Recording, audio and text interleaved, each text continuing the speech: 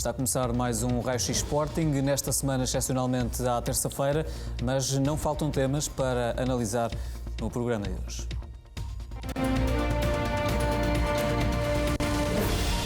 Fora da Taça de Portugal, depois de um jogo que foi amplamente dominado pelos Leões, mas que terminou com um resultado de 2-0 a favor do Marítimo.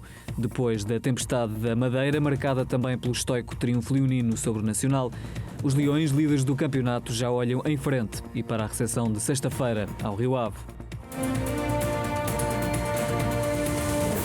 Foi uma viagem verdadeiramente atribulada a do Sporting ao arquipélago da Madeira, marcada por uma aterragem em sobressalto que demorou mais de 5 horas e por um temporal que adiou o jogo com o Nacional em 24 horas.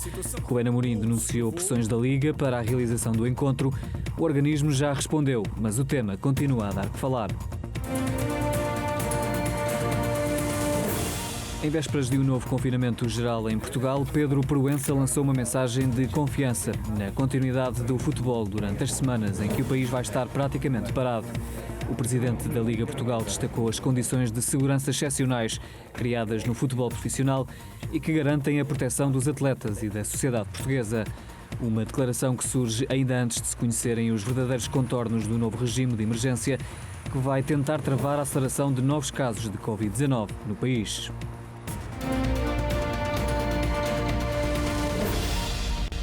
Alguns dos principais temas que marcam o Raio-X Sporting desta noite, com os convidados habituais.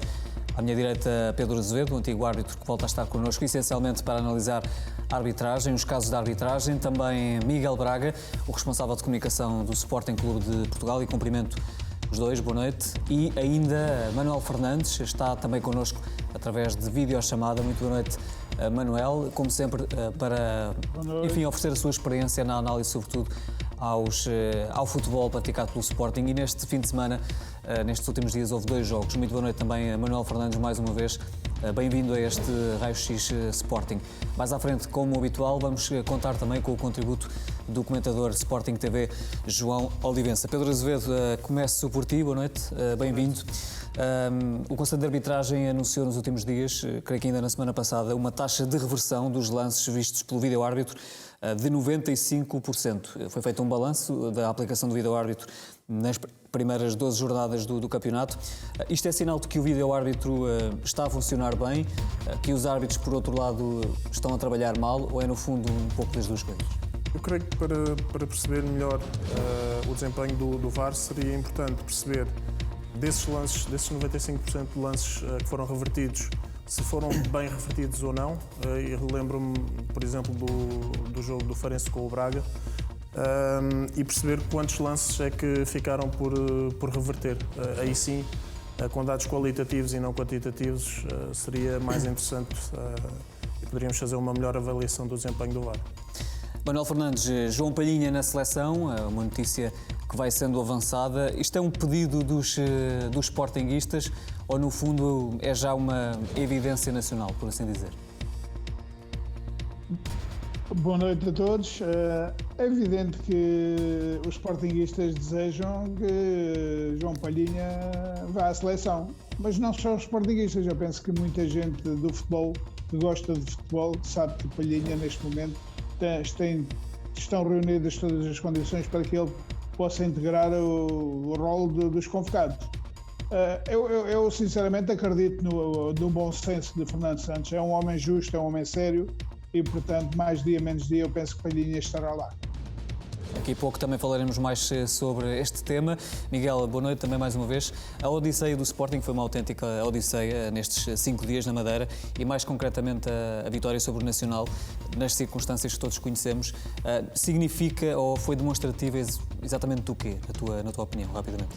Boa noite. Primeiro foi demonstrativo, mais 3 pontos para o campeonato, mas também foi uma demonstração de caráter e de união do plantel. E assim começamos este Raio-X Sporting.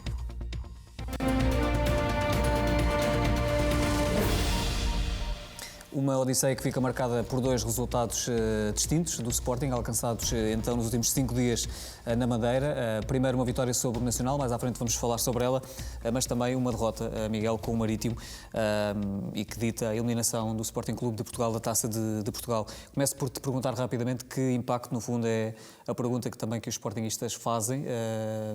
Que impacto é que esta derrota, esta eliminação vai ter, se é que vai ter, no grupo de trabalho de Rubén Amorim?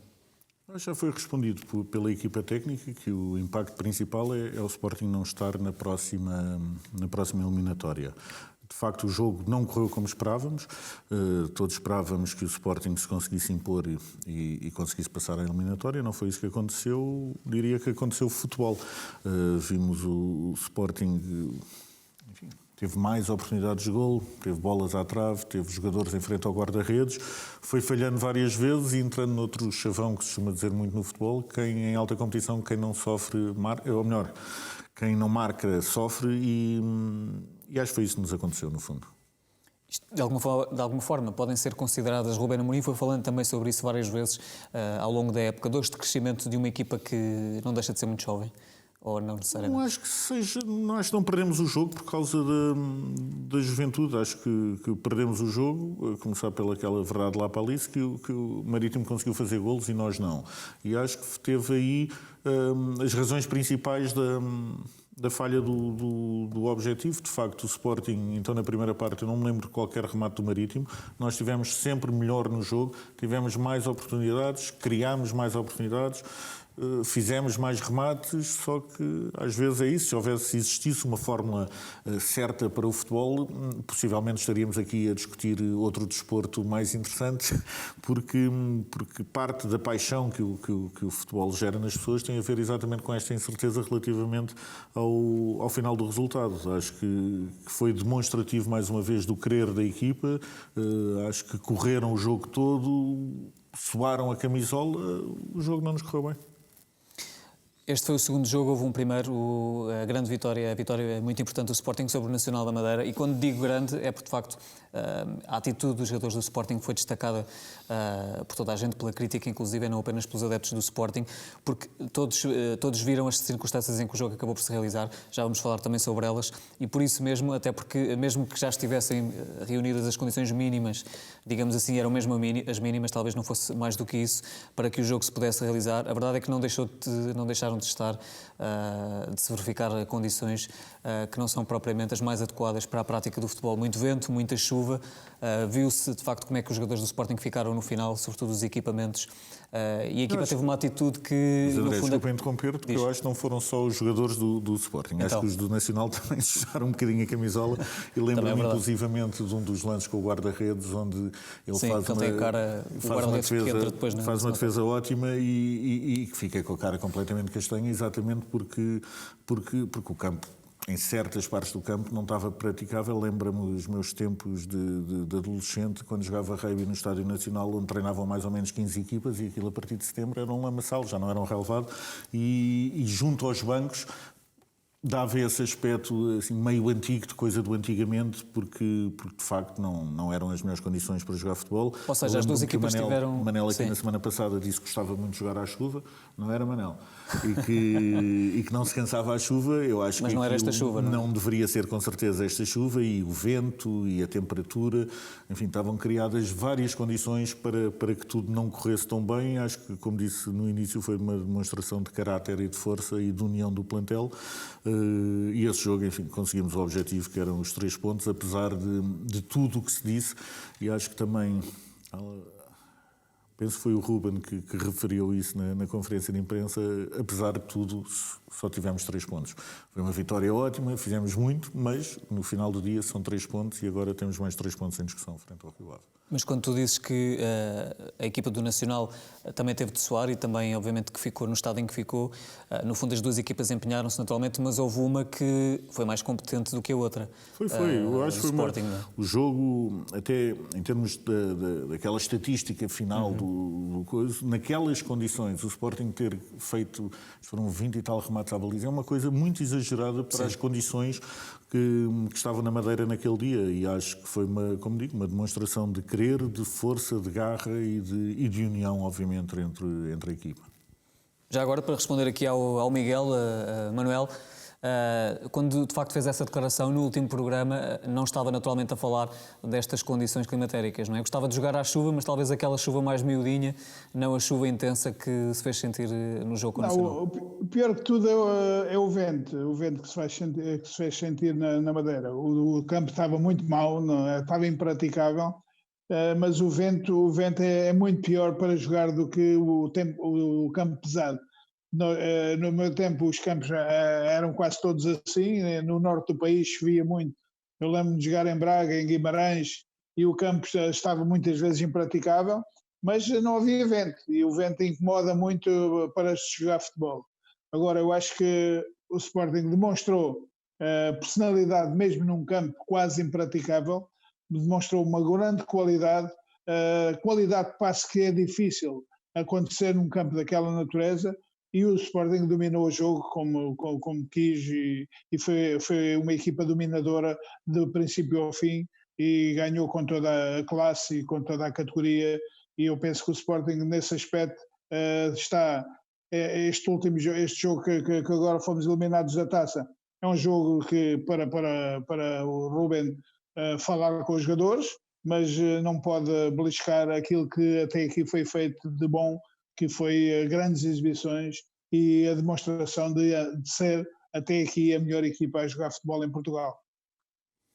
Miguel, esta estadia na Madeira fica tão marcada pelo adiamento do jogo, pelo tempo e pelo temporal que se fez sentir, alerta aviso de laranja na Madeira, também pela aterragem muito atribulada do Sporting. E a propósito disso, Ruben Amorim, no final deste jogo da vitória sobre o Nacional, denunciou pressões da Liga, telefonemas da diretora, creio que da diretora executiva da Liga, quando a aterragem do Sporting, ou momentos antes do Sporting aterrar. Eu recordo que essa aterragem demorou 5 horas, de facto o tempo muito instável, e disse Ruben Amorim que a certa altura quase que parecia que era o Sporting que não queria jogar, quando o Sporting tinha todo o interesse em jogar.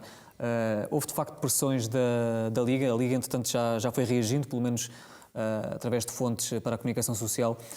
Houve de facto pressão da Liga para que o Sporting aterrasse, para que o jogo acontecesse, realizasse? André, eu acho que até essas explicações da Liga acabaram, enfim, por ser claras, e que tenha sido bastante claro para quem sabe interpretar o que foi dito, que ficou claro aquilo que se passou. Eu acho que o Ruben tem muitas qualidades, e uma das qualidades que tem é a forma como se expressa, também não deixa muitas dúvidas.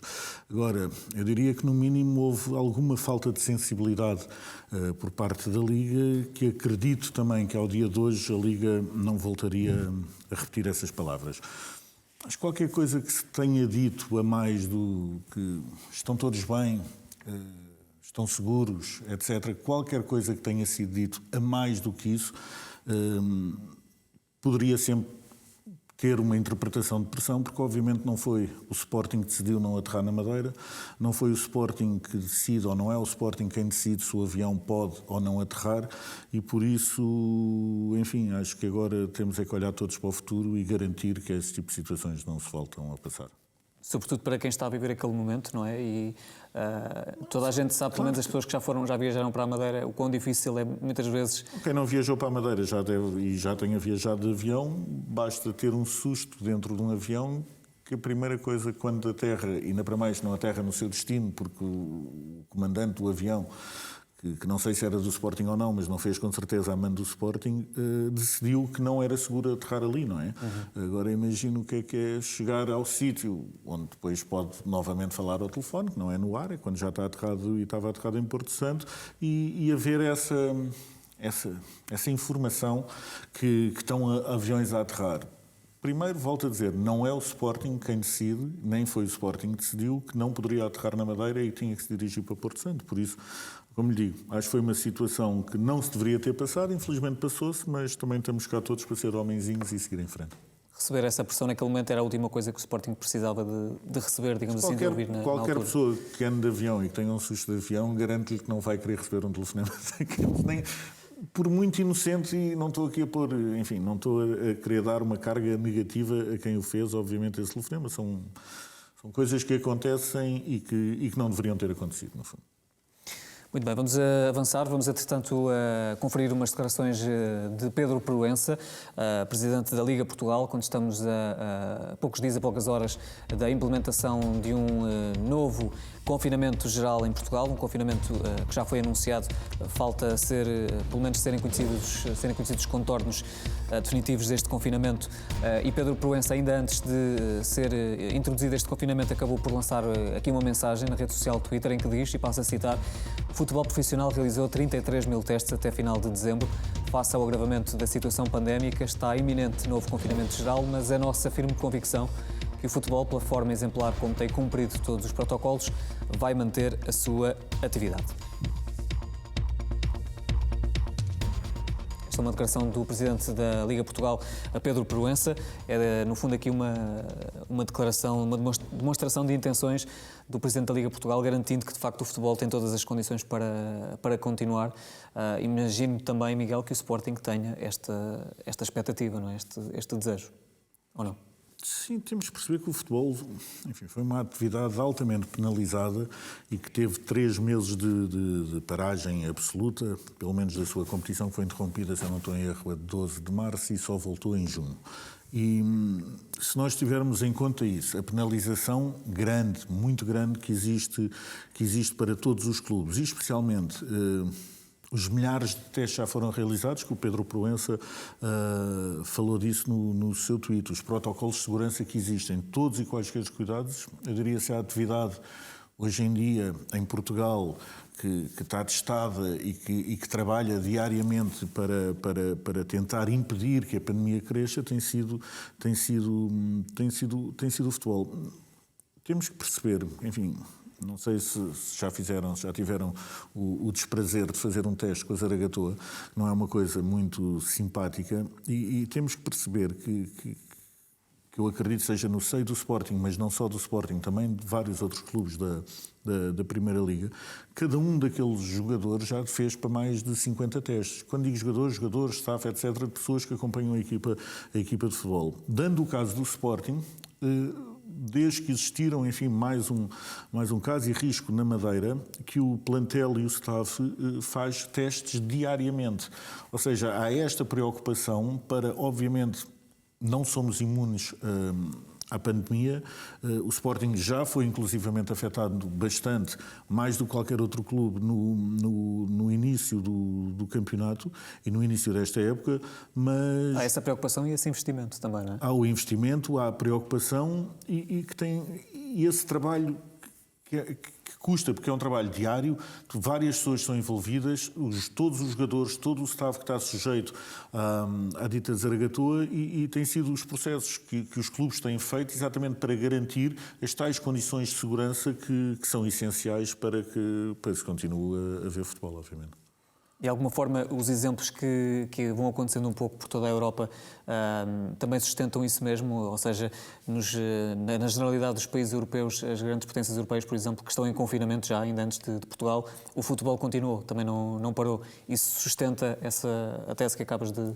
Sim, porque no fundo é uma indústria que se adaptou a esta nova realidade de forma muito rápida e que se sujeitou a toda esta, enfim, carga de teste, protocolos de segurança, distanciamentos, de tudo e mais alguma coisa. E que tem a possibilidade de o fazer, não é? Porque é uma indústria que gera esse... Claro, e que tem a possibilidade de o fazer, porque acaba de ser um investimento considerável. Se formos pensar nos 33 mil testes que o Pedro Proença falou e juntarmos uns zeros, percebemos o valor e o dinheiro que está aqui envolvido exatamente para tentar garantir as tais condições de segurança que nos são exigidas pelas autoridades de saúde.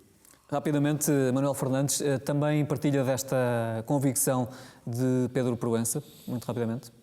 Eu também partilho, sinceramente. Acho que o futebol não pode parar. Inclusivamente as pessoas, se parar uma grande parte do país, as pessoas que estão em casa têm jogos todos os dias para ver e entretêm-se. Agora, eu acho que os clubes dão segurança e dão os testes que são feitos nos clubes, permite que o futebol não tenha que parar neste momento.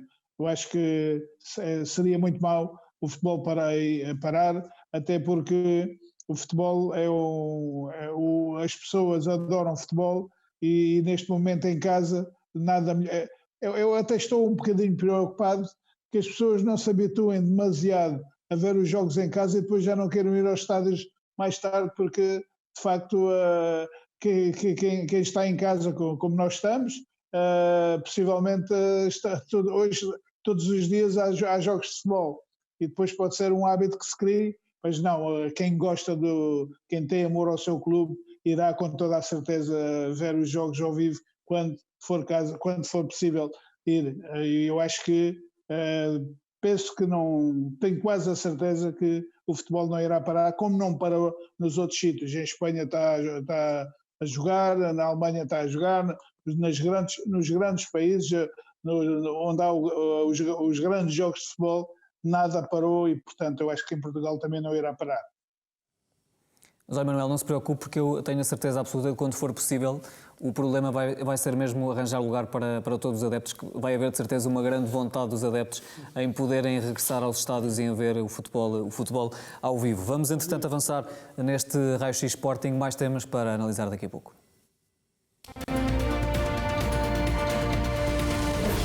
João Palhinha às portas da Seleção Nacional, um cenário que vai ganhando força, jornada após jornada. O médio formado pelo Sporting continua a atravessar um grande momento de forma e a crítica diz que é uma questão de tempo, até à chamada de Fernando Santos à turma das esquinas. Este é um tema para mais daqui a pouco, Miguel. Entretanto, com o grande campeonato que o Sporting está a fazer, continuam os destaques na equipa de Rubén Amorim. Mais uma vez, Pedro Porro, a melhor defesa neste caso do mês de dezembro, e Adam, desta vez o melhor guarda-redes também do campeonato nacional. Com a naturalidade que vês estas distinções, imagino. Primeiro, acho que devemos sempre assinalar que foram duas contratações feitas esta época e que foram duas contratações de qualidade a baixo preço. E o meu desejo, e seja o desejo de todos os sportinguistas, é que tanto o Adam como o Porro se mantenham neste nível exibicional nos próximos meses e, quem sabe, nos próximos anos. Tem-nos habituado a boas exibições, a dar garra e qualidade à equipa e, como digo, acho que foram duas boas contratações da estrutura do Sporting para esta época. Os dois tiveram Manuel Fernandes em franco destaque no mês de dezembro. Pedro Porro, mais uma vez, ele já tinha sido distinguido como melhor defesa no mês de novembro, e Adam também em função e que ele tem estado em grande destaque então nos últimos jogos do Sporting, no mês de dezembro, naturalmente. É também justa esta distinção para o guarda-redes espanhol? Totalmente. Eu já disse num programa que tive contigo, André, que Pedro Porro foi o melhor lateral direito do Sporting nos últimos. Há muitos anos atrás, que eu não vejo um jogador que tenha tantas características boas como tem Pedro Porro.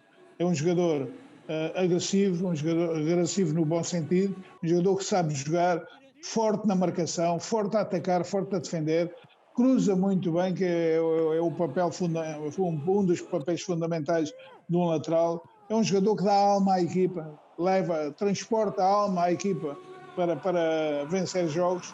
E Adam é um jogador que joga que é suplente no Real Madrid e no Atlético Madrid, porque tem à frente dele grandes jogadores, dos melhores guarda-redes do mundo. Naturalmente que só pelo simples facto de ser o substituto deles já tem que demonstrar qualidade. Eu penso que foi uma grande aquisição que a estrutura do Sporting fez, tanto Adam como Pedro Porro foram duas das grandes aquisições que o Sporting fez, e eu acho que estão a fazer uma época brilhante. Entretanto, e já tínhamos falado sobre isso, Miguel, João Palhinha vai também, estando em destaque, é um dos destaques nesta equipa do Sporting, para além da Adam e de Pedro Porro e de outros, está em franco destaque, é já considerado o médio defensivo em melhor forma do futebol português e é apontado cada vez mais à Seleção Nacional, poderá estar cada vez mais perto da Seleção Nacional. Também vês este aproximar com o passar dos jogos e com o desenrolar da época de João Palhinha da Seleção Nacional, das portas da Seleção Nacional, apesar da imensa qualidade existente nas opções de Fernando Santos? Eu acho que o guião da carreira do João Palhinha passa pela seleção. Acho que quem acompanha o futebol português e acompanha a carreira do João Palhinha é um espaço e é uma ambição que eu acho que ele conquistou justamente e a pulso. Acho que houve uma transformação enorme do jogador nos últimos anos para melhor, tanto física como taticamente, e acho que o Fernando Santos é daquelas boas dores de cabeça, não é? Ter tanta qualidade por onde escolher, e ainda o João Palhinha. E por isso acho que vai ser o caminho natural que o João Palhinha vai fazer até chegar à seleção, até porque é um daqueles jogadores que eu acredito que se encaixaria muito bem no espírito da seleção e no próprio jogo da seleção, e que garante a tal coesão defensiva que é tantas vezes necessária para os da frente brilharem. Manuel, já agora pergunto-lhe se concorda que neste momento, no atual momento, o João Palhinha é o melhor médio defensivo do futebol português. Do futebol português não, portanto, o melhor médio defensivo português. E temos vários, na seleção particularmente, William Carvalho e Danilo têm sido os homens que mais vezes têm sido chamados por Fernando Santos. Neste momento, João Palhinha é o médio dos três, por exemplo, e entre outros médios defensivos é melhor momento de forma? Eu acho que sim. O William Carvalho, quer queiramos que não, joga numa equipa abaixo, muito abaixo do Sporting. E também não tem sido um titular assíduo na equipa do Betis. É um jogador com muita qualidade, eu gosto muito do William. Agora está magoado, também não tem sido, ainda ontem não jogou nem foi convocado. Portanto, agora, Danilo no jogo, no Paris Saint-Germain, joga mais a central do que joga propriamente a 6. Portanto, eu acho que a Palhinha tem o lugar, tem tudo em aberto para pertencer ao rol dos convocados. Não estou a dizer que possa ser titular, mas tem capacidade, tem qualidade para lutar de igual para igual com o William de Carvalho e com o Danilo. Nisso não tenho dúvidas nenhuma. Portanto, seria justa uma chamada dentro em breve à Seleção Nacional? Eu acho que sim, eu acho que seria justo, e eu acho que o Fernando Santos também é uma pessoa justa e vai analisar bem a situação. É evidente que ele tem jogadores já que estão com ele há muitos anos. O Palhinha será a primeira vez, mas há sempre uma primeira vez para tudo. E, portanto, ele já noutros casos, como foi o caso do Paulinho do Braga, também só jogou agora nestes últimos tempos, só foi convocado nestes últimos tempos, e Palhinha, acho que pelo rendimento dele, atendendo que o Sporting está em primeiro lugar no campeonato isolado, atendendo às boas exibições que o Sporting tem coletivamente e até ele próprio individualmente, eu acho que mais tarde ou mais cedo ele irá ser convocado para Fernando Santos, não tenho dúvidas nenhuma. E entretanto, daqui a pouco vamos olhar já para o futuro imediato para a equipa de Rúben Amorim. Foco no Rio Ave, o Sporting joga já na sexta-feira, numa jornada em que pode beneficiar do resultado do clássico entre Porto e Benfica. Daqui a pouco toda a informação da sessão de trabalho desta tarde na Academia.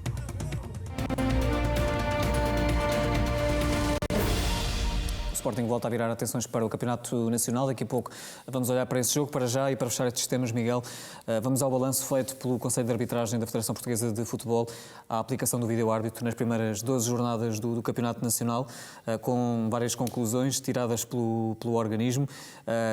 Uma delas que passa pela tal taxa de 95% dos lances que acabaram revistos pela tecnologia, acabaram, aliás, revertidos em relação às decisões iniciais das equipas de arbitragem. Como é que vês estes dados revelados pelo organismo? Eu custa-me um pouco que o Conselho de Arbitragem não tenha feito aquilo que o Pedro disse no seu comentário inicial, ou seja, que não tenha analisado estes números qualitativamente e esteja-nos a dar 107 jogos, 12 primeiras jornadas, 534 incidentes, 95% deles revistos e revertidos. Dito assim, ficam difíceis de analisar. Ficamos, porque como, enfim, temos alguns casos de jogos do Sporting e de outros que já aconteceram neste campeonato que sabemos até de más interpretações, más decisões, enfim, que não foram a melhor decisão que o VAR poderia ter tomado num ou noutro lance. E por isso custa-me um bocadinho analisar os números sem perceber o que é que eles querem dizer exatamente, porque nos falta informação. Acho que mais treino e melhor aplicação do VAR, acho que é unânime, toda a gente quer. Treine-se mais, faça-se melhor, atinja-se cada vez menos o erro e reverta-se os erros graves que existam. Agora, precisamos um pouco mais de dados para perceber se estas reversões foram todas bem feitas, se o VAR interpretou bem a lei, se não interpretou, se o penalti, enfim. Eu lembro-me de casos que já aconteceram, ou mesmo intervenções que o VAR não teve e que nós próprios aqui, com o especialista de arbitragem, tivemos alguma dificuldade em tentar arranjar o racional por trás dessas decisões, mas também anunciaram, no meio destas várias coisas que o Conselho de Arbitragem disse, que intensificaram a relação com o consultor David Elleray, que é o atual técnico do International Board. Eu acho isso tudo ótimo, são tudo ótimas notícias, continuem a trabalhar mais, a treinar mais e esperemos todos que o VAR continue também a melhorar a justiça desportiva ou aquilo que se passa em campo. Agora, se querem a nossa análise, acho que nos tem que dar mais um bocadinho de sumo para nós percebermos, no fundo, se é doce ou amargo. Sabe há pouco, Pedro, este estudo, este balanço feito pelo Conselho de Arbitragem, ou seja, nestes moldes, de facto faltou aqui talvez, como dizias, e como defendia também aqui o Miguel, uma análise mais qualitativa para se perceber exatamente o que é que tem faltado na aplicação do vídeo-árbitro, não é? Sim, precisamente. Creio que dizer que foram analisados 534 lances e dos lances 43 revertidos, creio. Portanto, mais do que isto, seria importante perceber se foram bem revertidos ou não. Perceber também quantos lances é que deveriam ter sido analisados para além dos que são aqui mencionados. Portanto, falta a parte qualitativa dos dados. Para isto parece que nos tais 107 jogos, nos 100 e tal jogos que aconteceram, houve 534 incidentes e aqueles 43 foram revistos e foram muito bem revistos. E os outros? Não é? Há perguntas que ficam no ar. Isto nem sequer nos diz isso, que foram bem revistos. Diz que sim, foram revistos. A decisão foi alterada. E foi alterada. E nós lembramos aqui, não querendo bater no ceguinho, mas no lance, por exemplo, do Coates, onde já temos diversos casos de lances que foram mal revertidos. O lance do Zaidu, enfim, há esses lances. E por isso, dar os números assim, anunciando-se com poupa e circunstância, falta um bocadinho depois da poupa e da circunstância, porque falta ao sumo. Falta efetivamente perceber qual foi o contributo do VAR em termos de retificar lances que foram mal avaliados em campo. O reverter por si só é pouco, não é? Quer dizer nada. Pode ter sido mal revertido. Precisamente. Como já eu aconteceu lembro-me em vários perfeitamente, há um lance que é claríssimo, que é o lance entre, não sei se Braga-Farense, Farense-Braga, em que há um corte do defesa do Braga que coloca a bola nos pés do avançado do Farense, o Farense obtém golo e o VAR reverte a decisão e pune o Farense com fora de jogo. Ou seja, esta decisão foi revertida, mas foi mal revertida. Portanto, de facto, o que faz falta aqui perceber é quantos lances é que foram bem revertidos pelo VAR. E deixar aqui também, eu acho que é a mensagem que eu estava a dizer há pouco. Todos nós queremos um melhor VAR e cada vez com menos erro. E por isso acho que é de louvar que o Conselho de Arbitragem esteja a treinar mais e a ter consultores de nome e renome, etc. Agora, vamos passar ao passo seguinte, porque só com esse passo seguinte e só com, enfim, é a história de sempre, só com meia-culpa, no sentido em que só quando nos apercebemos do nosso erro é que conseguimos mudar a nossa ação. Se continuamos a achar que fizemos tudo na perfeição, nunca vamos conseguir dar o salto qualitativo que todos nós queremos que o VAR dê e que a arbitragem em Portugal dê.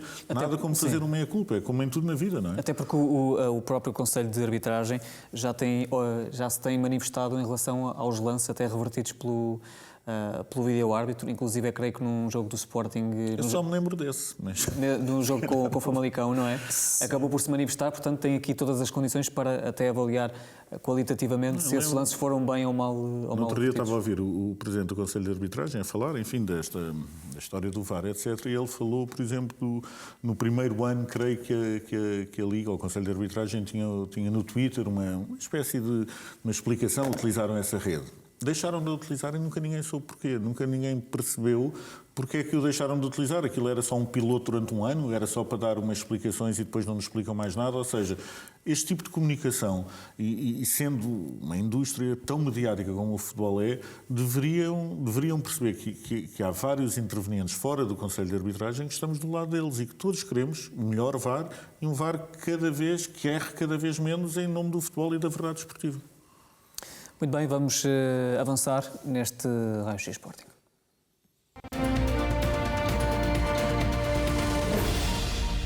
Vamos então ao Marítimo Sporting, eliminação dos Leões da Taça de Portugal, com a análise feita no final pelo técnico adjunto Emanuel Ferro, que falou num resultado penalizador para os Leões. É penalizador por isso, pela eliminação e também pelo facto de nós termos a consciência de que fizemos um jogo em que criámos situações em que podiam ter invertido um pouco o resultado final. É de facto assim, Manuel Fernandes, um resultado que acaba por penalizar acima de tudo a ineficácia que a equipa do Sporting teve ao longo de todo o jogo, mais talvez na primeira parte? Na primeira parte, é isso mesmo. Na primeira parte o Sporting pode resolver o jogo. Aliás, eu fazendo uma análise a este jogo, eu senti assim que o jogo começou que o Marítimo mudou muito a forma de jogar. O Marítimo umas vezes subiu os centrais para perto da linha de meio campo e noutras fases jogou muito atrás e jogando à espera do erro do Sporting para tentar sair em transição. E foi isso que aconteceu. Na primeira parte o Sporting podia ter aproveitado esse mau escalonamento defensivo do Marítimo, onde o Sporting teve várias oportunidades por mérito também dos movimentos que o Sporting fez. Os movimentos estão lá, está enraizado no modelo de jogo do Rubén Amorim e teve ali 3 oportunidades flagrantes, podia ter marcado 1 ou 2 e o jogo se calhar tornaria-se mais fácil. Agora, eu quando uma equipa está a atacar mais e o adversário defende-se e o jogo está um pouco enrolado, como foi na segunda parte, a partir da segunda parte eu senti que podia haver um lance como houve, onde houve um falhanço, não foi um falhanço, foi uma abordagem ao lance um pouco não tão boa como costuma ser do Fedal, e a bola ressaltou e o jogador isolou o Rodrigo Pinho. E portanto, e aí tivemos, foi uma equipa que faz tem 2 situações para fazer gol e faz, portanto está tudo dito, é a eficácia que uns tiveram e outros não tiveram. Agora, o Sporting só se pode queixar dele próprio, porquê? Porque não foi eficaz, não aproveitou o bom momento que fez durante a primeira parte neste jogo. Acho que estamos todos tristes, temos de estar, os jogadores de certeza estarão mais que ninguém, o treinador também, toda a gente está triste, mas há uma coisa que os sportinguistas têm que começar agora temos que pensar no campeonato. O campeonato, vai haver uma taça da Liga para a semana, o campeonato é uma prova de regularidade e o Sporting demonstrou que está a ser a equipa mais regular, e eu penso que isto não pode influir na mente dos jogadores, não pode influir de maneira nenhuma para o futuro da equipa. E aí é um trabalho muito, muito válido do Rubén Amorim e principalmente dos capitães da equipa. Coates é um líder e, como líder, tem que moralizar e dizer aos seus colegas que, de facto, isto foi um acidente de percurso e que no próximo jogo temos que dar uma resposta cabal daquilo que pode, para demonstrar aquilo que temos vindo a fazer, que não foi obra do acaso. É uma coisa que foi feita com muito trabalho, muito suor e com muita classe, acima de tudo. Aquilo que o Sporting está a fazer neste campeonato é a melhor equipa a jogar futebol e é a equipa que, de facto, merece estar no primeiro lugar. Por isso, eu acho que estamos tristes, mas passou, e agora há que pensar no jogo de sexta-feira, que é um jogo, e não pensar que por o Rio Ave hoje ter sido eliminado da taça por um clube da segunda divisão, que é o Estoril, pensar que o jogo irá ser fácil. Não, eles abordam o jogo perante as equipas mais fortes, abordam sempre o jogo de uma forma diferente destes jogos, por exemplo. E há que ter em conta, lembra-se o ano passado, o Sporting, essa faz-me rir, o ano passado o Sporting três penaltis sobre o Coates. Lá está isso do VAR. O VAR só é revertido porque o VAR é uma máquina boa para o futebol. Porque o VAR há aqueles fora de jogo milimétricos que ele tira, é uma máquina boa para o futebol. Agora o problema é que não é o VAR que toma as decisões. Quem toma as decisões é o ser humano. E o ser humano, muitas vezes, lembra-se daqueles penaltis, o penalti o lance do Porto, do Sporting com o Porto, do Fedal, que levou o soco do guarda-redes, o árbitro foi perante a marcou o penalti. O VAR não foi o VAR, não foi a máquina, foi o homem que estava a mandar na máquina e disse que não era. Agora, o Porto foi a Passos Ferreira um penalti. O árbitro não marcou penalti, o VAR marcou penalti. Portanto, é tudo isto que tem que melhorar, porque senão as pessoas começam a desacreditar nos VARs e porque não é a máquina que decide. Quem decide é quem está a tomar conta da máquina. Pedro, se não me falha a memória, 50 faltas registadas neste jogo entre Marítimo e Sporting. Isto é um número verdadeiramente impressionante e que diz exatamente o quê? Daqui a pouco já vais analisar os lances, mas que diz exatamente o quê da arbitragem de Manuel Oliveira? Bom, dizer que 50 faltas num jogo é assustador. Estamos a falar que a menos de cada 2 minutos o jogo está a ser interrompido. E de imediato eu recordo-me daqueles lances dos defesas junto à linha lateral ou junto à linha de baliza, com a bola a meio metro e ainda o avançado vem a meio metro ou 1 metro e já o defesa está a cair sobre a bola e o árbitro apita falta. Portanto, eu acho que sem dúvida que há que melhorar neste aspecto, os árbitros têm que melhorar neste aspecto, não passa só pelos árbitros, passa também pelos jogadores, porque se os jogadores não criarem estas situações, os árbitros também não as vão apitar. Por exemplo, os centrais do Sporting acho que agora vão ter ordens para não subirem à área adversária, porque os árbitros veem muitas faltas dos centrais do Sporting sempre. Ainda no último jogo aconteceu mais uma do Fedal. O Fedal, não sei, cada vez que salta os árbitros marcam falta. Já lá vamos a esse lance. Sim. Vamos, entretanto, avançar e já temos connosco o João Olivença. Boa noite, João. Mais uma vez bem-vindo ao Raio X Sporting. E neste jogo, apesar da eliminação da Taça de Portugal, não faltam também, sobretudo na primeira parte, não faltaram movimentações interessantes da equipa do Sporting. Lá está mesmo, apesar das 6 alterações. Boa noite, André, boa noite aí ao estúdio e boa noite a todos os telespectadores da Sporting TV. É verdade, o Sporting, independentemente do resultado não ter sido aquele que nós esperávamos, o Sporting continuou a criar e mostrou sempre durante a primeira e segunda parte capacidade para construir e para fazer golo. Desta vez a sorte não sorriu aos avançados do Sporting, aos jogadores que tiveram essa oportunidade, mas não deixámos de criar várias oportunidades, não deixámos de ter a oportunidade para mostrar que temos continuamente equipa e que muitas vezes o resultado, tal como na semana passada, é eficácia. Desta vez não fomos eficazes, não conseguimos vencer o jogo e por essa razão acabámos por não conseguir marcar nenhum golo. Numa situação normal, se calhar o Sporting marcaria 1, 2, 3 golos, mas tal não foi isso que aconteceu. O Sporting ainda assim, desta vez com as alterações que teve, e foram algumas, não foram as suficientes ou não foram as justificativas que não pudessem criar situações de finalização. Independentemente de ter jogado Mateus na frente, no meio, que se aproximava muito na frente fazendo o trabalho de João Mário, não deixou de ser ainda assim um elemento importante naquilo que era o desorganizar do meio campo do Marítimo para depois a equipa na frente ter a oportunidade de finalizar. O Sporting teve ainda assim 2 ou 3 situações na primeira parte, logo ao início, de poder finalizar, 2 situações na cara do guarda-redes, uma com o Tiago Tomás, uma extraordinária oportunidade, uma belíssima jogada de desequilíbrio, em que muitas das vezes era Mateus que aparecia em zonas mais próximas de Tiago Tomás, como muitas vezes faz João Mário também quando se aproxima de Tiago Tomás e também de Sporar. Portanto, são situações e movimentos muito similares. Desta vez foi efetivamente Mateus. O Sporting tem essa oportunidade, esse desequilíbrio no meio campo e na linha defensiva do Marítimo permitiu que o Tiago Tomás tivesse essa oportunidade. Depois, o Sporting teve uma belíssima situação com o Nuno Santos, um remate ainda na primeira parte. O Sporting aproximou muito daquilo que era a previsibilidade de marcação da equipa do Marítimo, ou seja, a equipa do Sporting trocava a bola entre os seus centrais, construía jogo entre os seus centrais e permitia que a equipa do Marítimo se posicionasse no seu meio campo contrário e fizesse pressão precisamente no momento em que o Sporting tinha a bola. Quando isso aconteceu, o Sporting lançava a bola na frente e aconteceu uma duas situações, uma com o Tabata, outra com o Nuno Santos, em que aparecem depois também na cara do guarda-redes. O Sporting ainda assim na segunda parte conseguiu continuar a criar oportunidades, teve inclusivamente uma excelente oportunidade também, mas infelizmente desta vez as coisas não correram bem.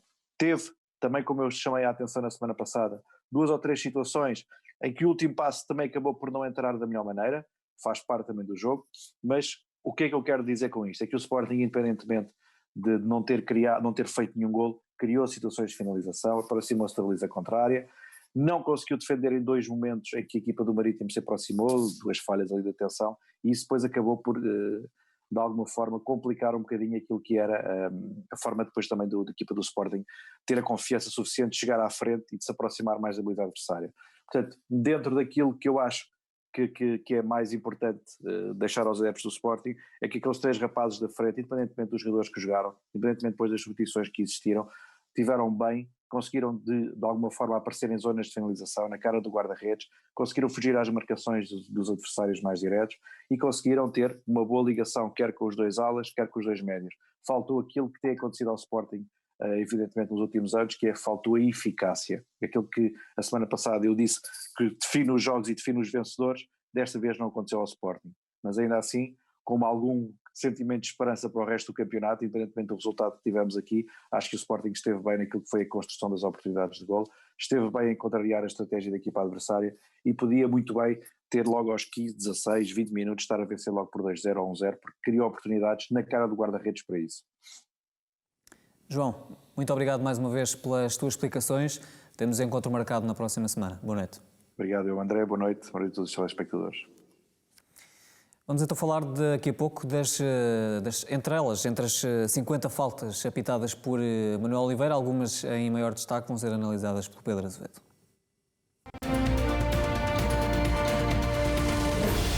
Duplo embate na Madeira, com jogos frente a Nacional e Marítimo. Pedro Azevedo analisa já daqui a pouco as arbitragens de Manuel Mota e Manuel Oliveira.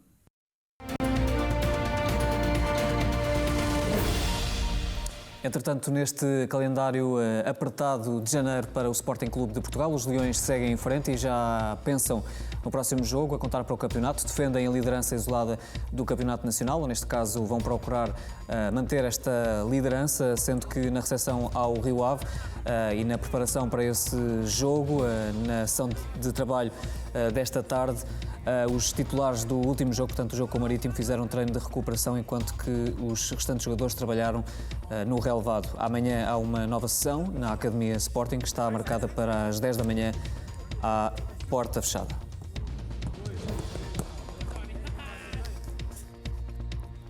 E bem, entretanto, então, um jogo muito difícil, mais um Manuel Fernandes para o Sporting Clube de Portugal, num jogo em que, tal como tem vindo a acontecer ao longo dos últimos jogos, há aqui um conjunto de jogadores que estão em risco de exclusão, e bem aí jogos muito importantes para o Sporting nas próximas semanas. Isto é também uma gestão que Rubén Amorim, mais uma vez, vai ter de continuar a fazer. Se quiser fazer gestão, nem tem sido tanto o caso até o momento, porque para o treinador do Sporting, tal como ele já tem vindo a dizer, o próximo jogo é sempre o mais importante. Logicamente, e eu estou totalmente de acordo com aquilo que ele diz. Todos os jogos valem 3 pontos.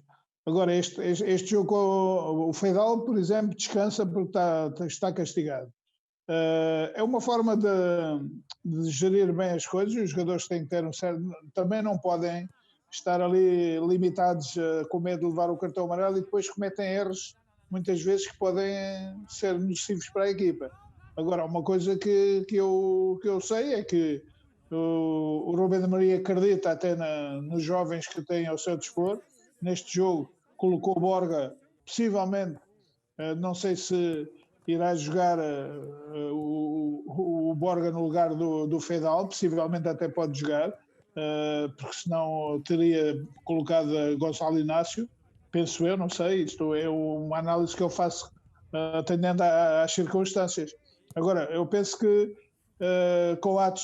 o Coates é um jogador fundamental. Eu penso que Coates, a defesa sem Coates não fica tão bem alinhada. Coates comanda a defesa, os três defesas de uma forma espetacular. Coates é um jogador, é um líder dentro da equipa na sua posição de capitão. E, portanto, eu acho que agora temos de ter cuidado, mas não há nada a fazer.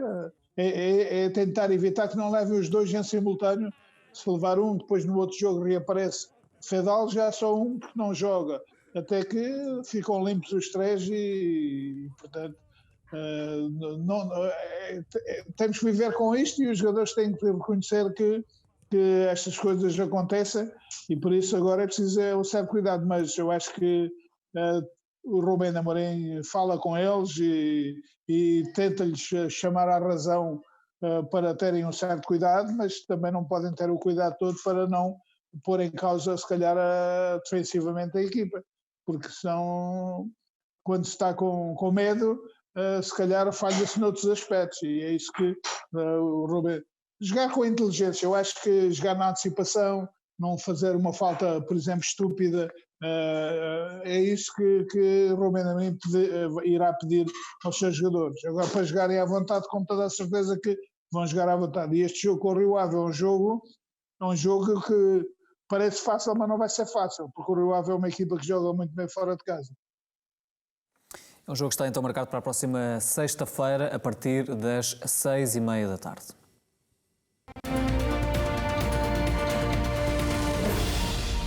Começamos, entretanto, este raio-x de arbitragem. Pedro, temos muitos lances, não só deste Marítimo Sporting, mas também do jogo nacional. Começamos aqui pelo último jogo com o Marítimo e por um lance aos 28 minutos, uma falta de Joel Tagô sobre Gonzalo Plata, bem assinalada? Não, no caso não foi assinalado. Não foi assinalado, exatamente. Portanto, o Plata vai a sair do lado direito com a bola controlada, sofre uma falta de Joel Tagô, que não é assinalada pela equipa de arbitragem. No seguimento, há um cruzamento do Marítimo, que provoca o segundo lance que vamos Vamos já para o próximo lance, exatamente, no mesmo minuto, portanto aos 28 minutos. Sim, precisamente no seguimento da falta não assinalada sobre Plata, há um cruzamento, a bola acaba por entrar em contacto com o Neto, e neste lance há duas situações para análise. A posição de Neto em relação à proximidade da área de penalti. A proximidade da área de penalti e, por outro lado, o facto de o Neto ter o braço encostado ao corpo. No entanto, a zona do cotovelo aumenta um pouco a volumetria.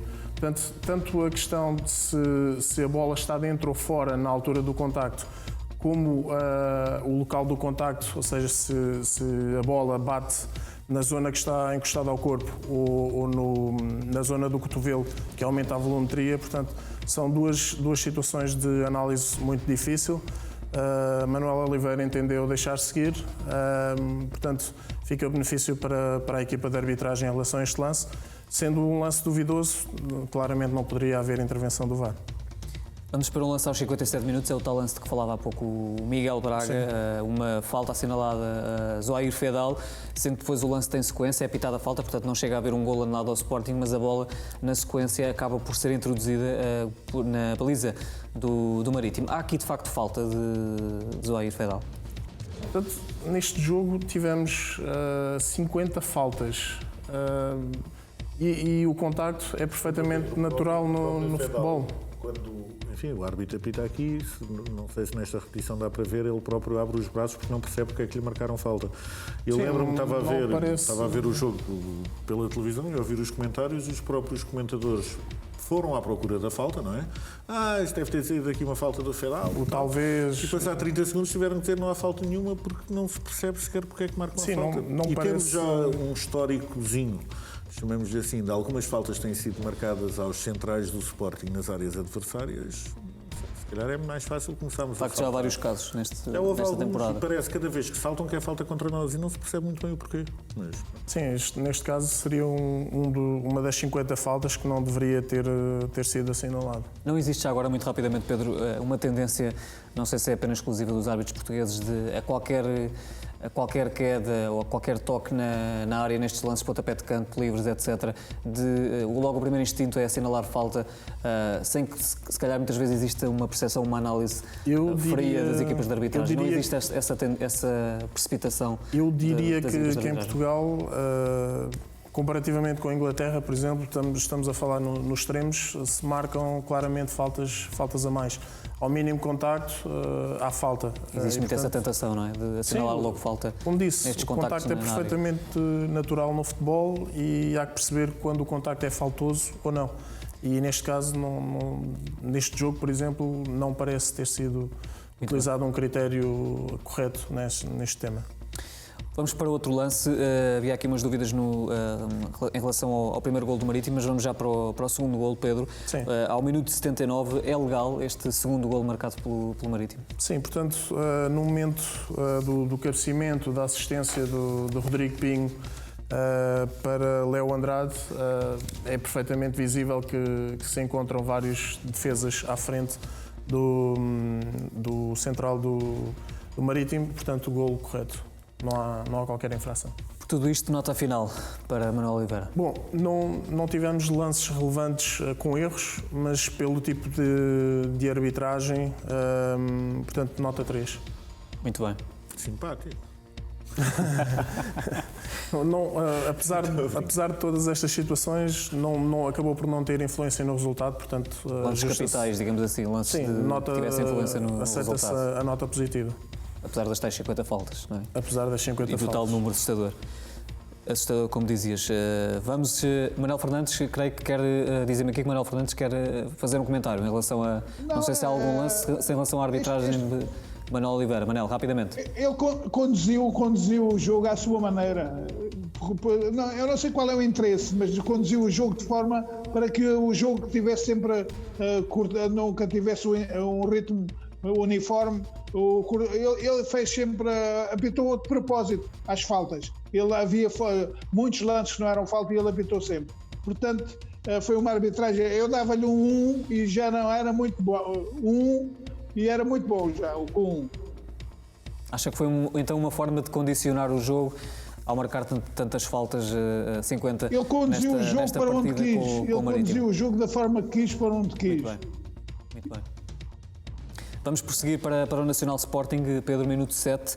Há um possível penalti de João Vigário sobre João Mário. Qual é que é a análise que fazes? Portanto, referir que no Nacional Sporting tivemos 20 faltas, apesar daquele campo, nas condições em que estava. Um número bem diferente, não é? Tivemos 20 50, faltas versus as 50 do jogo com o Marítimo. Portanto, jogo arbitrado por Manuel Mota. E sim, aos 7 minutos há um possível pontapé de penalti a favor do Sporting, por pisão de João Vigário sobre João Mário. Portanto, os dois saltam, este lance na área do Nacional, os dois jogadores saltam na vertical e ao cair, João Vigário acaba por pisar o pé de João Mário.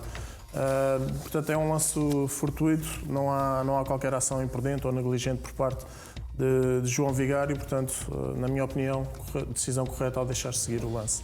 Fazer apenas aqui um esclarecimento que, por questões de direitos televisivos, não temos acesso às imagens deste jogo entre o Nacional e o Sporting Clube de Portugal, que poderiam aqui acompanhar a análise do Pedro. De qualquer forma, não vamos deixar aqui de analisar os principais lances. E ao minuto 28, Pedro, temos mais um lance, um amarelo, que acaba por ser mostrado a Zoair Fedal no lance com Camacho. É bem mostrado este cartão amarelo? Sim, aqui a dúvida poderia ser se seria amarelo ou vermelho, dado haver contacto da sola da bota de Fedal com o pé do adversário, mas claramente Fedal chuta a bola e na sequência do movimento então há esse contacto com a perna do adversário.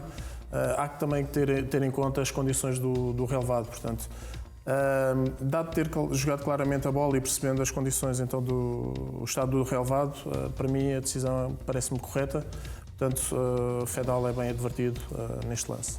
Minuto 43, há falta de Pedro Gonçalves no primeiro gol do Sporting, marcado por Nuno Santos? Não, portanto, há um cruzamento largo da esquerda. Pedro Gonçalves vai à linha de baliza e cruza a bola para o lado esquerdo, para o gol de Nuno Santos. Há alguns protestos por parte dos jogadores adversários, no entanto, não há infração a fora de jogo, não há qualquer falta cometida por Pedro Gonçalves, portanto, a decisão correta ao validar o gol de Nuno Santos. Aos 55 deveria ter sido marcado um pontapé de penalti por mão de Riascos? Vendo o jogo na televisão em direto, dá a impressão que de facto há mão, braço por parte de Riascos, mas vendo as várias repetições, a bola parece ter ido à zona abdominal, portanto não parece ter havido infração e, como tal, decisão correta a não assinalar pontapé de penalti. Por fim, Pedro, ao minuto 69 há um lance muito duro, um pisão de Rubén Freitas a João Palhinha. Creio que é assim, que acaba por ser assim o lance, e é mostrado o cartão amarelo. Poderia ter aqui sido mostrado outro cartão vermelho? Sim, à semelhança do lance do Fedal, portanto, também Rubén Freitas consegue jogar a bola e, na sequência, acaba por pisar a perna de Palhinha. Não há um movimento feito com agressividade ou com velocidade na tentativa de magoar o adversário. Portanto, apesar de parecer que ele poderia ter feito algo mais para tentar evitar o contacto, ainda assim, uma vez mais, atendendo às condições do relevado, dou o benefício da dúvida em relação ao cartão amarelo e não o cartão vermelho. Portanto, fica o benefício da dúvida neste lance para a equipa de arbitragem também. Este foi um jogo também naturalmente difícil, não só para as duas equipas, também para a equipa de arbitragem, como dizias. É isso que justifica também o facto de Manuel Mota ter aqui nota 4 da tua parte e uma nota bastante superior, por exemplo, à de Manuel Oliveira. Sim, lá está. O terreno com condições completamente diferentes do jogo com o Marítimo. Eu creio que o árbitro entendeu as condições em que o jogo estava a ser disputado, assinalou 20 faltas, decidiu bem na maioria dos lances, portanto, daí a nota 4. Muito bem, muito obrigado, Miguel. Obrigado também, Pedro, pela vossa presença. Agradecer também ao Manuel Fernandes e ao João Livença o contributo em mais um Raio X Sporting, que está de regresso na próxima semana.